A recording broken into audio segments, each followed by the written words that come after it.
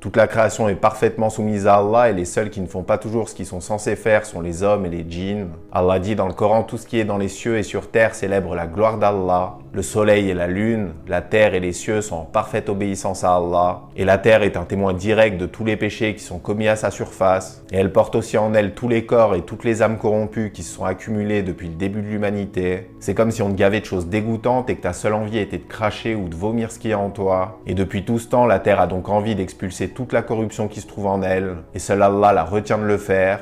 Et il lui permet seulement de lâcher un peu de lest de temps en temps. Il dit dans le Coran, la corruption est apparue sur terre et en mer en raison de ce que les hommes ont commis. Donc quand Allah permet à la terre de redevenir sauvage et qu'un tremblement de terre ou un tsunami a lieu, elle relâche une partie de la pression qu'elle retient.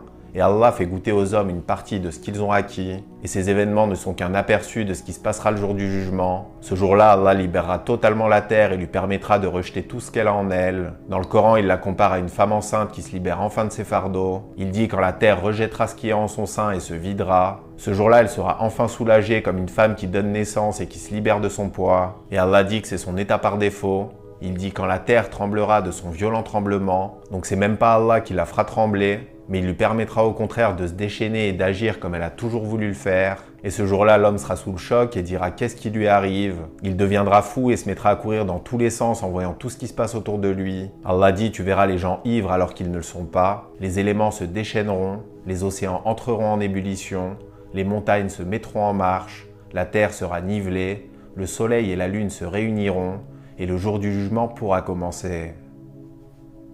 Qu'Allah nous guide. Salam alaikum wa rahmatullah.